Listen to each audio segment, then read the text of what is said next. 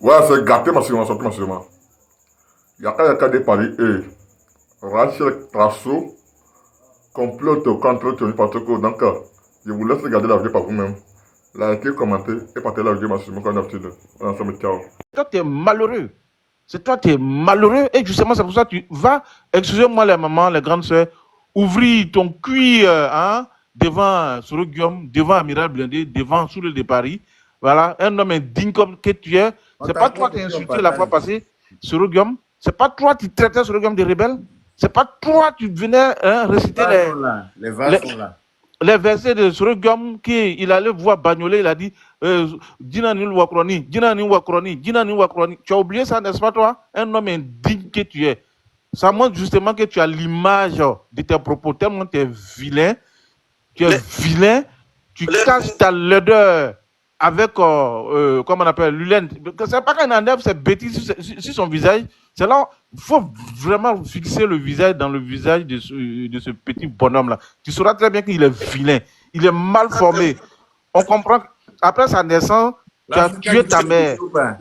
Tu as eu ta respiration dans bouteille. Parce que quand on donne naissance à des enfants prématurés, on les met dans bouteille pour avoir plus d'oxygène. On sait, oui, on comprend que non, tu as eu ta vie à travers une bouteille. Justement, c'est pourquoi tu ne connais même pas la valeur d'une maman. Tu as tué ta mère. C'est pourquoi tu ne connais plus la valeur d'une maman. Un homme indigne que tu sois. On t'apporte, s'il vous plaît. Si, toi, ton travail, c'est de s'attaquer aux femmes. Parce que quand tu regardes tes amis, tellement tu es indigne, tes amis cherchent leur argent avec les 10 doigts. Toi, tellement tu es indigne, tu veux insulter les gens pour se nourrir. Tu veux fouiller dans la vie des gens pour se nourrir. Et il y a des merdes comme toi aussi qui croient en ça.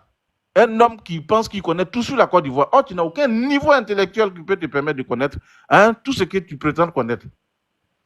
Tu es nul quand tu parles, tu n'as aucun argument. Tu n'as aucun argument. Un simple amiral blindé qui a été le dernier de son village au CP1, lui, il te fait fuir sur un débat politique en Côte d'Ivoire. Amiral blindé, le plus illettré de tous les Koyaka, a quand même réussi à te faire fuir sur un panel pour un débat politique. C'est toi, tu vas venir. La seule chose que tu peux faire, c'est de fouiller dans le caleçon des femmes. Et justement, c'est ce que tu es en train de faire. Tu es premier dans ça. Tu as l'image de ça. Un chien vert comme ça. La Côte d'Ivoire vaut mieux que toi. C'est les Assimi Goïta qui ont tout. Et ils ont la bombe atomique chez eux là-bas, d'après eux. C'est eux qui sont venus libérer le monde entier. Mais eux, ils font avec le président Alassane Dramane Ouattara. Ils n'arrivent pas à le faire. Solange Chéri est tombée. Je ne sais pas si elle est tombée ou si elle est descendue d'elle-même, mais bon. Les IB, les Ibrahim Kakao, avec les Tiani, c'est eux qui ont tout. La Russie a pris les bombes. Il y a du monde, hein, donc dans une minute, tu shootes. Voilà, je vais shooter là. C'est eux qui ont pris la bombe atomique de Poutine pour mettre au soleil là-bas. Mais eux, ils font tout, mais on les met en prison. C'est pas toi qui vas rester derrière ton vieux téléphone que tu as acheté à deuxième main là, que tu pourras déstabiliser le pouvoir en place. Tu perds ton temps. Prends leur argent de merde là, il faut manger, mais ce n'est pas le pouvoir d'Alassane Dramane Ouattara que tu pourras faire tomber, parce que tu nous verras toujours sur ton chemin. Imbécile. Je m'arrête là. Merci, Chef Farima, toujours. Soumaoro, mon frère, comment ça va? Je vais très bien, mon frère. Ça va chez vous? Super. Merci. En fait, moi, quand je vois le solde du GoFundMe, je vais très bien. Ça ne peut qu'aller. Pourquoi on ne t'entend plus?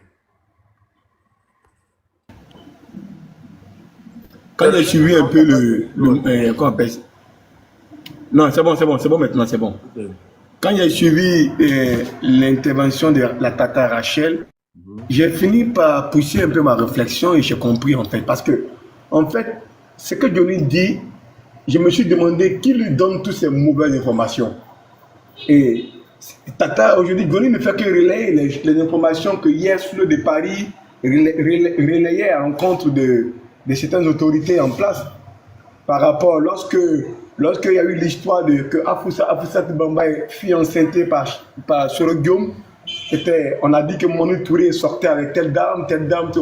Aujourd'hui, dans cette bassesse, en fait, c'est un peu la formule de communication des soroïstes. Et aujourd'hui, je vous dis encore, pourquoi encore? regardez un peu les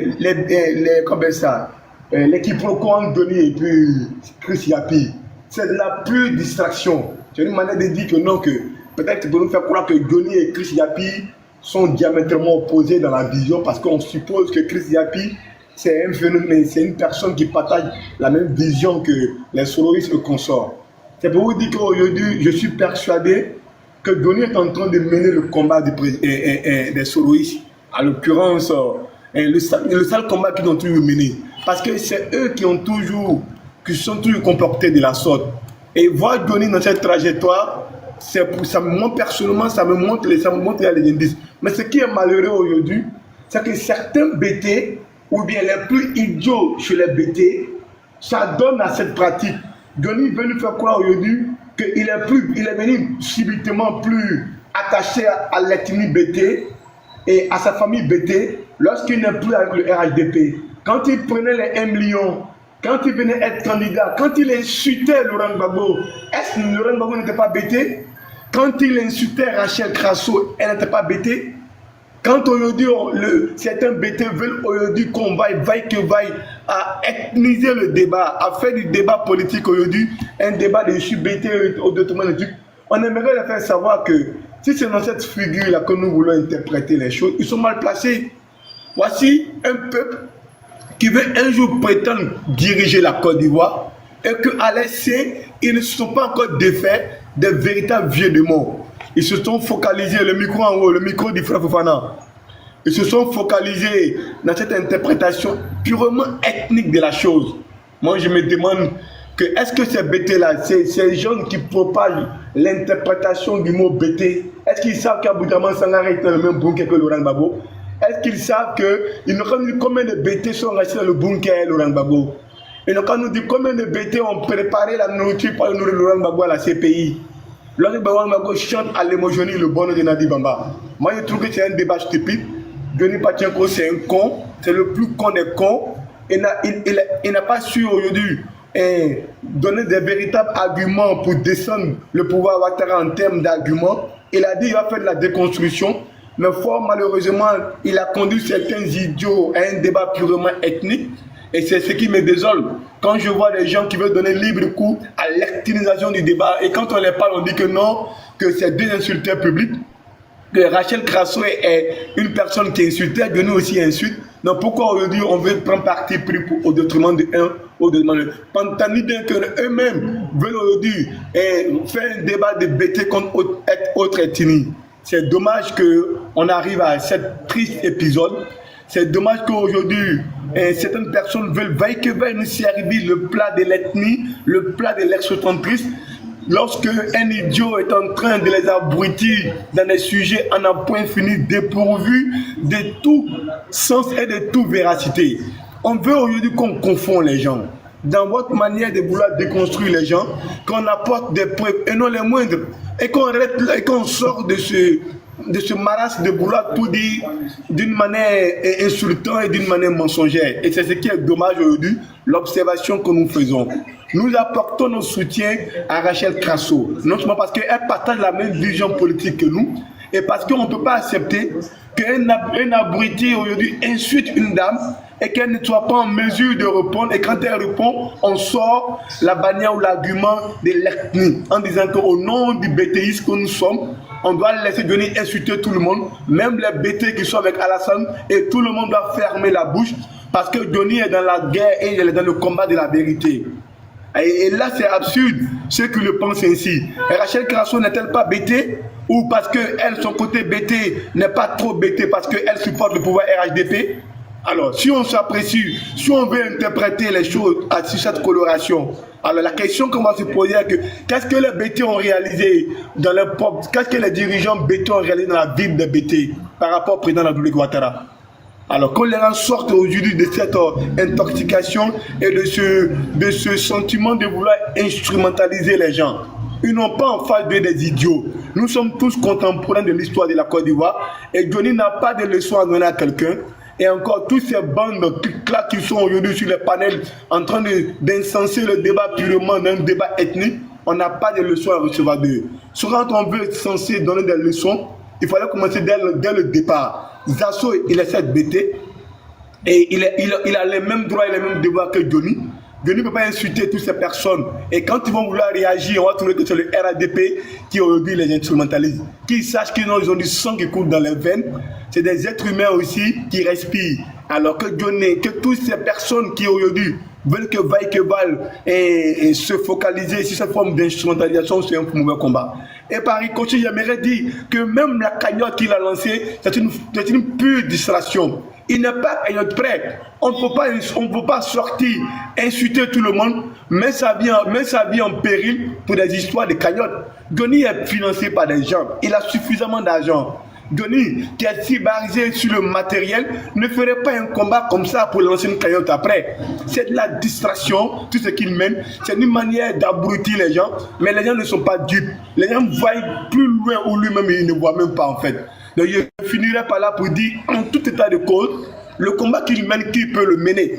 Mais qu'il sache que personne n'a le monopole de l'absurdité et personne aussi n'a le monopole du va-t-en-guerre, encore moins des sales combats. C'est lui qui a déclenché les hostilités, alors qu'il accepte aujourd'hui de prendre les coups, même si les coups viennent de par-ci par-là, il est prêt à ça. C'est pour ça qu'il allait prendre beaucoup d'argent avec les soroïstes, avec les de l'AIS, et qu'il arrête de distraire le peuple ivoirien sur les cagnottes.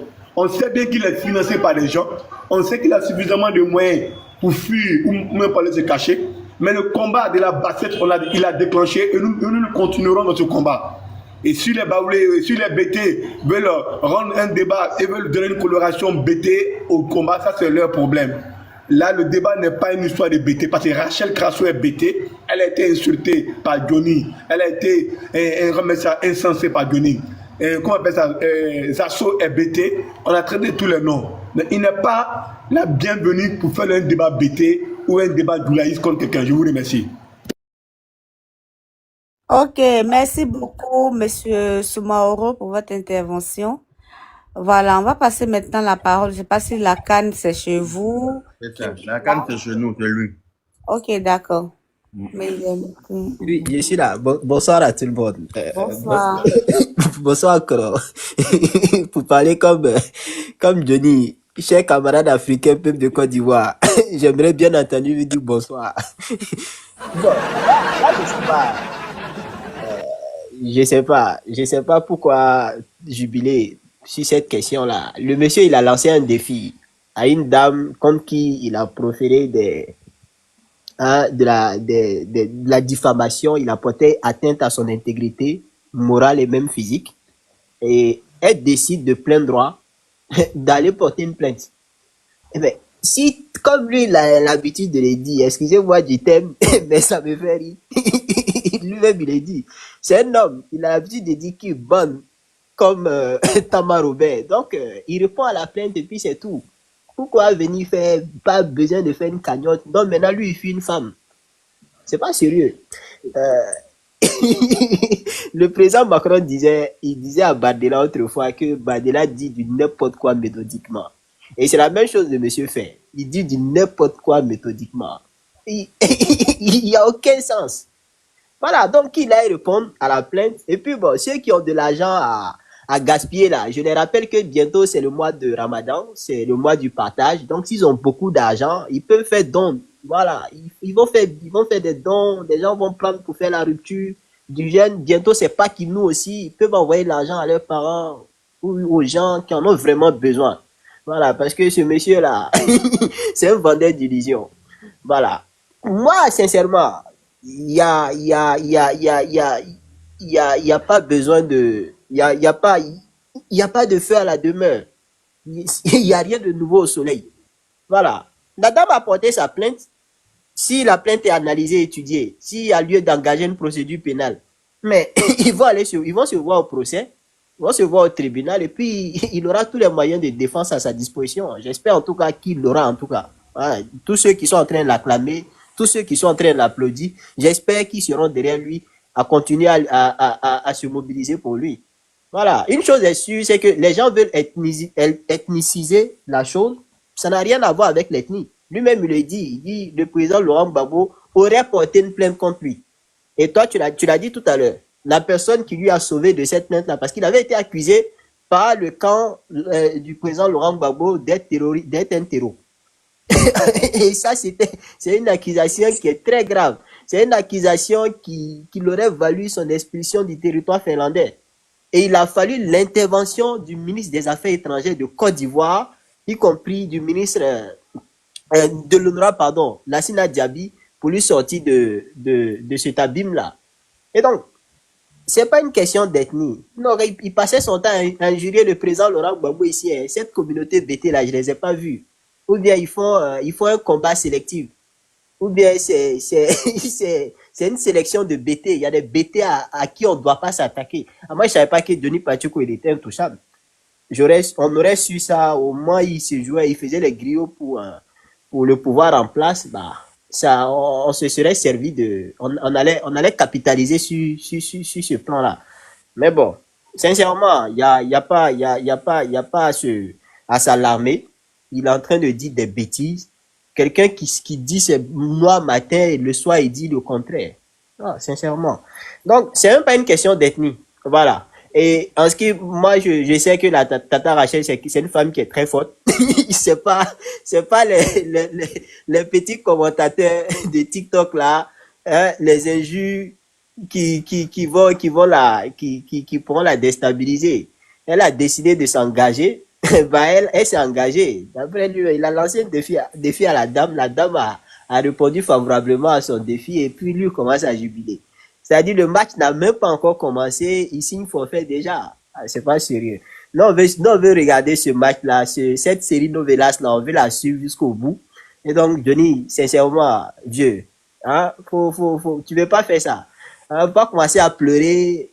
Il n'y a même pas d'essai, tu commences à pleurer déjà. Soyons sérieux. Voilà. Donc, c'est ce que moi je voulais dire, quoi. Je coupe mon micro.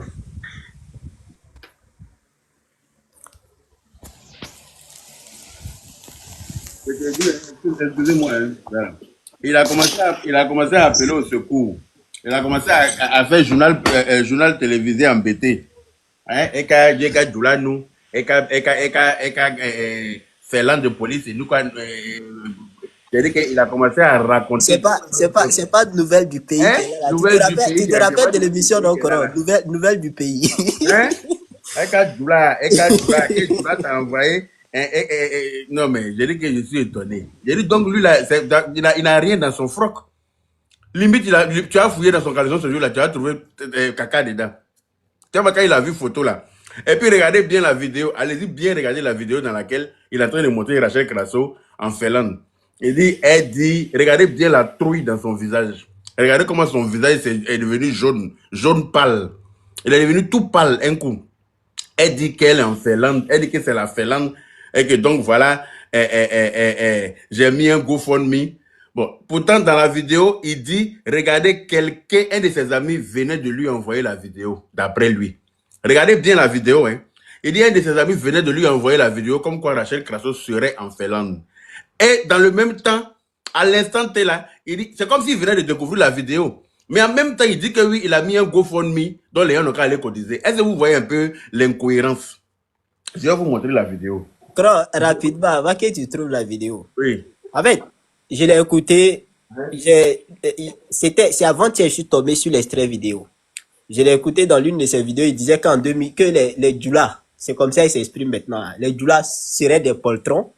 Parce qu'en 2010, quand ils ont annoncé que le président Ouattara avait gagné les élections, les gens sont sortis et lui, il est sorti avec son arme à la Cité Verte. C'est un gros mensonge. On se connaît très bien. La période dont il parle là, j'étais certes encore très jeune, mais je l'ai vu à la Cité Verte. Il n'a rien crié à la Cité Verte. Au contraire, c'est les gendarmes qui ont fui les pseudo-gendarmes qui ont fui la Cité Verte.